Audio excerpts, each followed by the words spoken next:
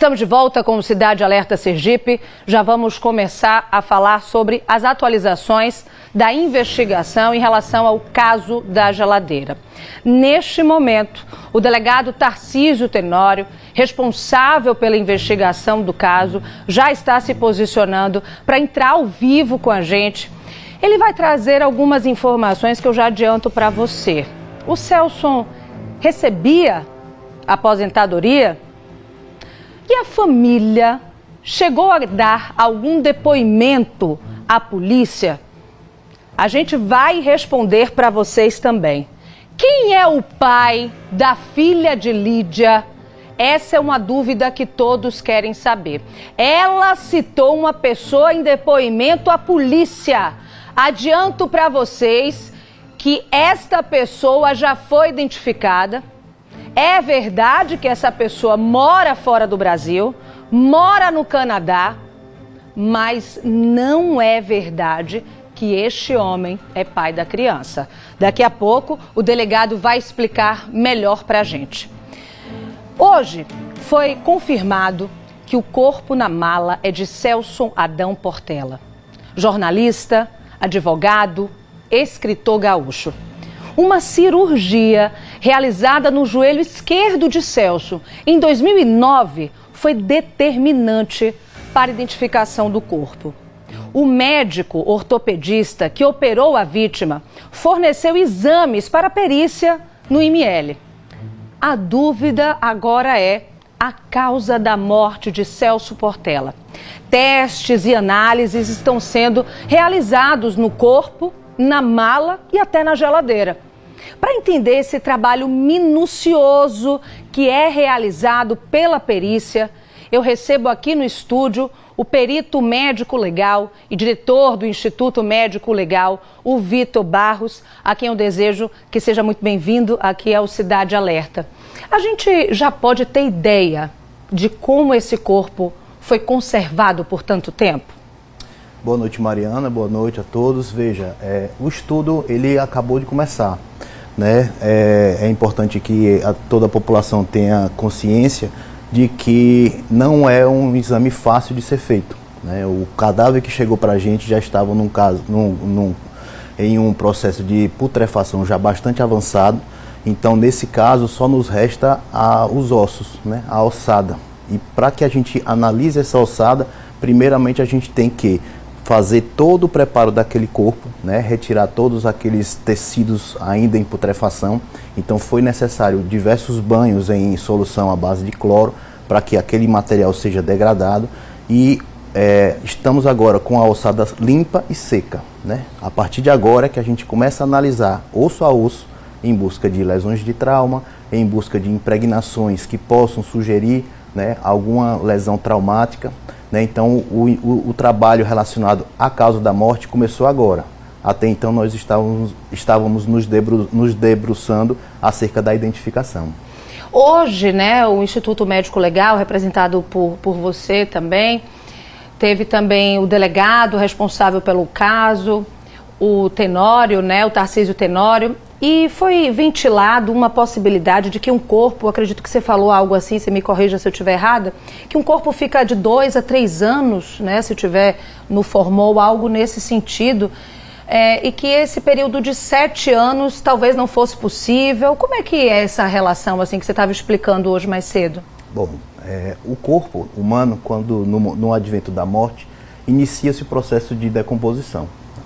No clima aqui de Sergipe, na nossa região, né, o clima, a temperatura, a umidade, é esperado que o corpo atinja a fase final de putrefação, que é a esqueletização completa, em uma média de 2 anos e meio a 3 anos, né? Então, nós estamos diante de um corpo numa esqueletização incompleta, porque ainda tem resquícios de tecido. E passaram-se aí 7 anos, né? Então a gente já constata, já com base nessa informação, que houve algum processo de conservação nesse corpo, certo? Então a gente tem aí mais comumente, né, a conservação através da temperatura fria, né, do frio, que inclusive é o que a gente usa no instituto, nos refrigeradores e congeladores. E existem também métodos de conservação química, né? Mais conhecido como o formol, que é o formaldeído, que é uma substância que ela é introduzida no corpo e tem a função de alentecer esse processo.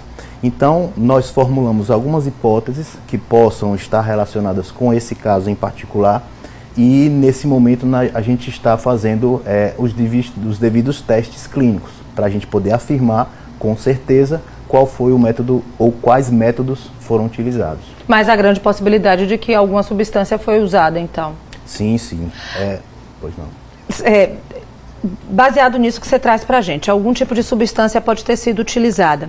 Sendo assim, se alguma substância for comprovado que foi utilizado, é possível que a geladeira não funcionasse? Veja bem, você que está em casa, a gente está vendo aqui a geladeira da forma em que ela foi encontrada logo depois de ter sido tirado o lacre que envolvia essa geladeira. Lembrando para vocês que quando entrou o oficial de justiça, a polícia, o síndico, o zelador neste apartamento para retirar os móveis de dentro da casa, essa geladeira estava envolta a um cordão e uma gravata que inclusive era do Celso, confirmada pela própria suspeita Alídia dos Santos Fontes. Quando foi aberta essa geladeira, a mala que está aí ao lado estava dentro da geladeira. E muito se ventilou sobre a possibilidade dessa geladeira sequer funcionar. Essa parte da investigação do Instituto Médico Legal, neste momento, né, de testes e análises, vocês estão utilizando na prática a própria geladeira e a mala, né? Porque existe a possibilidade dela não estar funcionando. Como é que é feito essa análise, esse teste? Bom, a geladeira e a mala, nesse momento, elas estão na custódia do Instituto Médico Legal, né? Nós requisitamos ao delegado de polícia e ele nos entregou. Porque para que a gente possa afirmar que o frio, né, que a temperatura fria foi um fator, a gente precisa, como você bem elucidou, constatar que aquela geladeira, né, está funcionando e que atinge uma determinada temperatura que seja capaz de gerar uma conservação.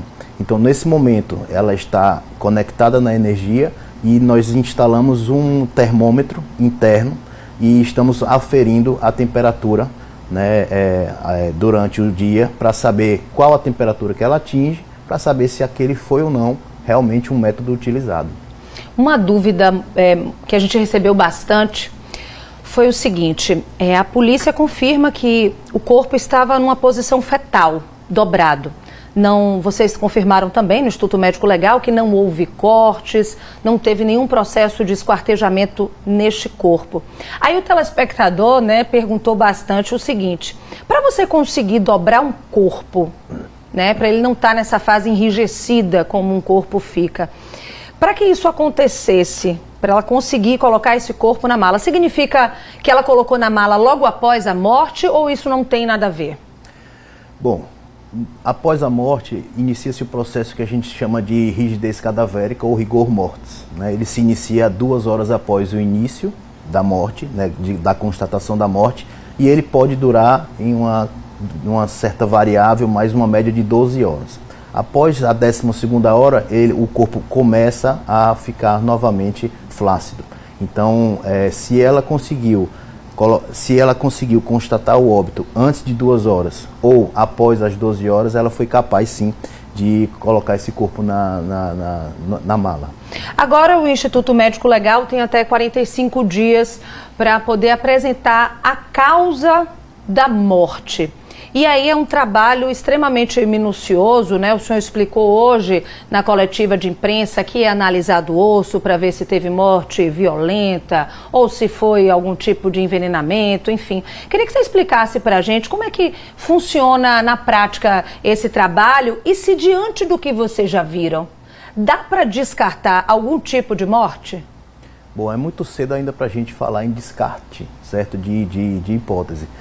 O trabalho que ele é feito é o seguinte: após a ossada limpa, como eu afirmei, nós remontamos ela em uma mesa antropológica, né, de acordo com a anatomia, obedecendo à anatomia, e após essa montagem, é como se fosse de fato um quebra-cabeça.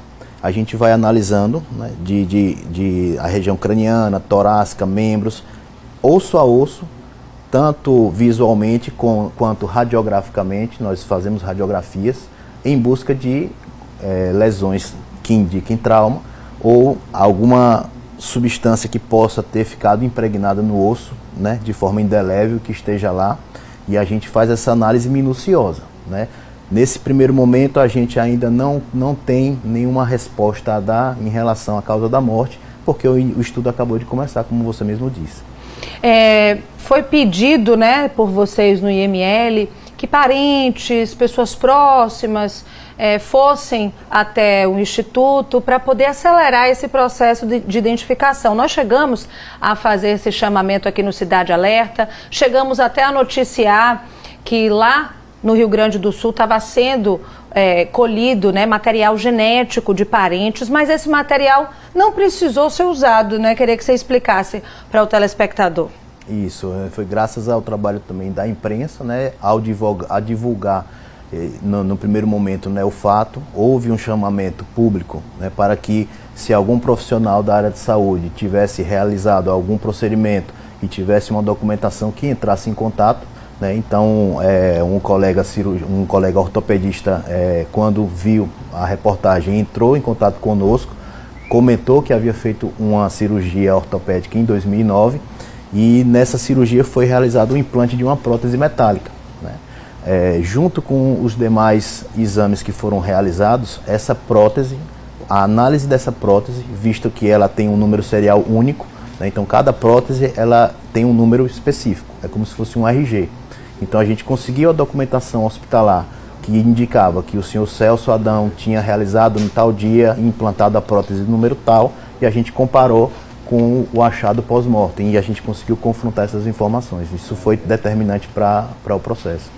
Que trabalho minucioso, viu? E a gente segue aqui cheio de dúvida, viu, Vitor Barros, aqui com a gente, diretor do Instituto Médico Legal, ao vivo, aqui no Cidade Alerta. Um questionamento, né? Talvez o principal deles, além da causa da morte, é claro, é sobre o cheiro, né? É claro que o ambiente dessa casa já é rodeado de lixo, é confirmado que tinha até fezes próximo à geladeira, mas ainda assim a gente se questiona, isso dava para inibir o cheiro de um cadáver? Pronto, essa é a nossa terceira grande questão. A primeira foi a identificação, a segunda a causa da morte, a terceira, né, faz referência ao tempo de morte e à dinâmica de como isso aconteceu, né? O que a gente tem de forma preliminar, que já foi apurado, é que houve essa conservação, e essa conservação, ela por si só, ela já faz com que o odor exalado seja menor do que um processo natural. Porque imagine você, quando a gente tem um processo de 2 anos, aquela intensa proliferação bacteriana que é responsável pela putrefação, ela ocorre rápido. Então o odor ele é liberado de uma forma mais imediata, de uma forma mais intensa. Quando você prolonga esse processo, o odor também ele é dissipado durante esse processo. Tem essa condicionante. A segunda condicionante é o uso de subterfúgios, né, de contramedidas que foram utilizadas, né, no momento do local. Foi constatado diversas fraldas de criança com fezes ao redor, né. Isso é uma contramedida que pode ter sido relacionada para a dissuasão do odor, né. Além de lixo e outras substâncias, outros materiais que em cumulação acabavam deixando um odor pútrido, né, já característico, e os vizinhos podem, por exemplo, já constatar que aquilo se tratava de mais um odor. Então houve essa conjunção de fatores que foi aí, na nossa hipótese inicial, determinante para que os vizinhos não acionassem a polícia durante esse tempo. Esse é um trabalho muito minucioso, a gente tem muita curiosidade ainda para saber umas dúvidas para a gente, porque hoje foi confirmado que o corpo na mala que estava na geladeira é de fato de Celso Adão Portela. Pela manhã aconteceu uma coletiva de imprensa com representantes da segurança pública trazendo as informações sobre esse caso. Um fato interessante que foi dito hoje, né, por vocês, é sobre essa sobreposição de imagem para conseguir a identificação do corpo. Teria sido utilizado imagens do crânio com fotos atuais do Celso. Como é que é feito isso? Isso, esse é um processo que nós utilizamos para subsidiar o processo de identificação. No momento nós pegamos o crânio após a limpeza, né?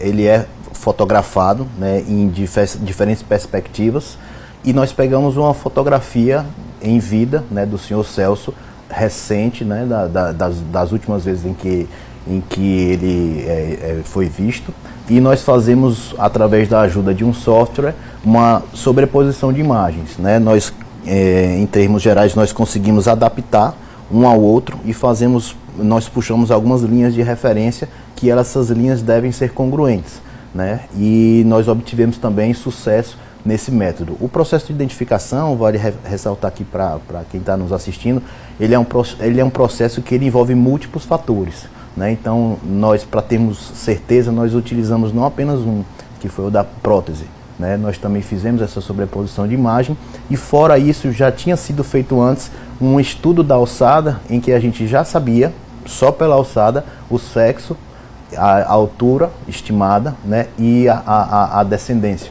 Então, os ossos, eles contam uma história, né? A gente conseguiu já fazer esse filtro, né? Então, isso tudo já indicava para o suposto Celso, né? A confirmação veio após a cirurgia, a documentação dessa cirurgia. Vocês falaram sobre um termo chamado semi-esquelético, né? Estava no nível avançado de decomposição, que é um caso diferente do que normalmente vocês pegam, né? Que é aquele corpo ali recente. Quais as dificuldades que vocês encontram nesse tipo de caso? Bom, a dificuldade principalmente é a falta de material para ser analisado. Num corpo recente, né, ainda nos primeiros dias, você ainda tem as partes moles, vísceras, pele, né, a gente ainda consegue coletar sangue, urina, outras matrizes, para fazer um estudo mais completo. Nesses casos de esqueletização incompleta ou completa, a gente só resta, de fato, a ossada. Então, limita-se muito, né, a gama de possibilidades que você pode analisar. Mas, mesmo assim, a gente consegue, né, é impressionante o que a ossada, né, a princípio pode não parecer, mas um estudo minucioso, a gente consegue extrair ainda muita informação. Inclusive, né, se foi algum tipo de morte violenta, é uma dúvida que eu tenho, né? Se fosse morte violenta, por exemplo, o osso ali, ele estaria mais danificado? Sim, a gente consegue observar na análise, né, até microfissuras, né, pequenas fraturas, né, desde fraturas grandes até pequenas fraturas.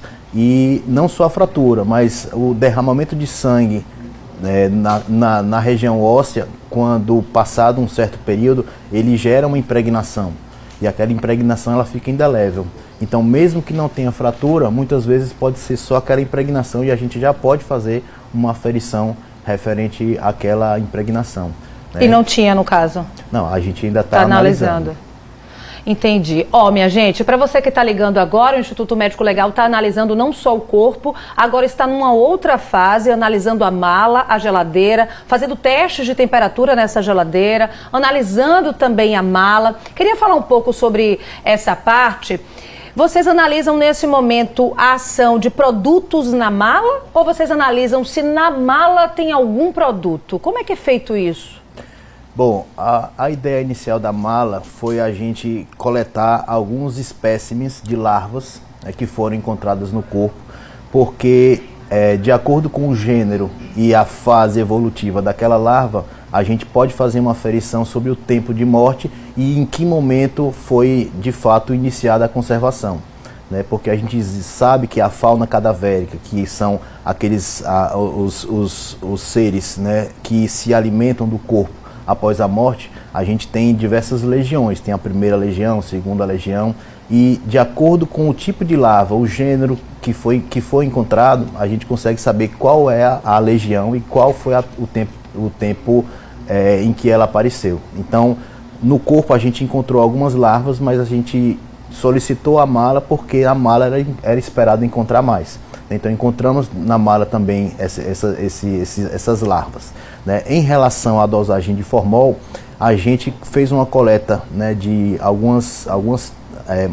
uns materiais de tecido ainda restantes, né, que inclusive exalavam um certo odor característico, né, sui generis, né, de formaldeído, e nesse momento são esses materiais que estão sendo analisados no nosso laboratório em busca de formaldeído. O formaldeído ele não é produzido pelo corpo humano em nenhuma fase evolutiva, nem após a morte. Então, se a gente encontrar formaldeído na concentração que for, já nos permite afirmar que foi utilizado de forma exógena, né? É o formol, é isso? O formol, isso. Ah, porque vocês usam um termo técnico, a gente que é leigo fica aqui na dúvida. Então, seria o formol, como a gente fala mesmo no popular.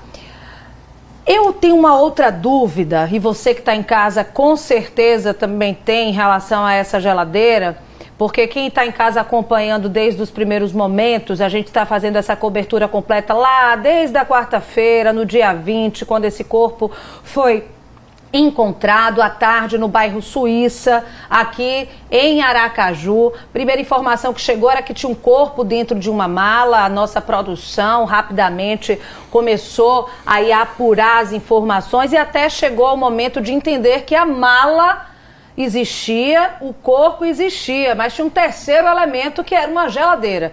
A mala estava dentro da geladeira. Agora o Instituto Médico Legal analisa não só o corpo, mas a mala e a geladeira. E agora, essa geladeira, ela estava só com essa mala dentro ou tinha alguns outros elementos dentro dessa geladeira? O senhor saberia dizer isso? Ou isso importa ou não importa para essa análise? Bom, de acordo com o relato do perito do local de crime, que foi aquele que realizou o exame no local, né, ela já foi encontrada fora, né, da rede elétrica, já estava sendo colocada, já estava na sala, porque segundo relatos foi percebido o peso durante a mudança, né, que um oficial de justiça, segundo consta, foi, né, junto com a polícia militar para realizar o despejo, né, e quando eles estavam levando essa geladeira foi que perceberam o peso e aí resolveram abrir e encontraram a mala. Então, quando o perito de local chegou, ele já encontrou a geladeira na sala, né, desligada, portanto, da rede elétrica, a mala já retirada com o corpo dentro, né? Então, assim, a gente não tem como precisar se existia outros corroborativos dentro, alguma outra coisa dentro dessa geladeira ou não, né? A gente apenas, quando requisitou essa mala, ela já chegou, essa geladeira e a mala já chegaram para o nosso instituto vazias. Tem 45 dias agora para o Instituto Médico Legal informar qual seria a causa da morte. Existe a possibilidade de prorrogar esse prazo ou desse resultado dar inconclusivo devido esse corpo estar no nível avançado de decomposição? Existe, sim. Infelizmente, como eu disse, a fase avançada prejudica muito o exame, mas nós podemos inclusive até finalizar antes, né, do que esse processo, né, se tudo correr bem e a gente conseguir, né, de uma forma célere, né. Vale ressaltar que o nosso laboratório de antropologia, né, já está envolvido nesse caso, a perícia médico-legal, antropologia legal, odontologia legal, né. Nós montamos uma força-tarefa, né, para que esse caso seja elucidado, né, todas as circunstâncias relacionadas ao fato no tempo mais célere possível, né. Então a gente espera que até antes desse prazo a gente consiga dar essas respostas para a sociedade. Muito bem explicado, minha gente. Eu acabei de conversar com o diretor do Instituto Médico Legal, Vitor Barros. Eu fiz o convite para ele hoje pela manhã, durante uma coletiva de imprensa. Ele prontamente aceitou, atendendo ao pedido não só meu, mas de toda a população que está querendo saber informações sobre esse caso. Parabéns, doutor Vitor, pelo trabalho, a toda a sua equipe no Instituto Médico Legal. Qualquer novidade, estamos aqui à disposição. Eu que agradeço, né? Agradeço também aí aos veículos de imprensa pela notória, né, divulgação do caso, que nos ajudou, inclusive, né, no processo de identificação. Qualquer coisa pode contar com a gente. Vamos seguir.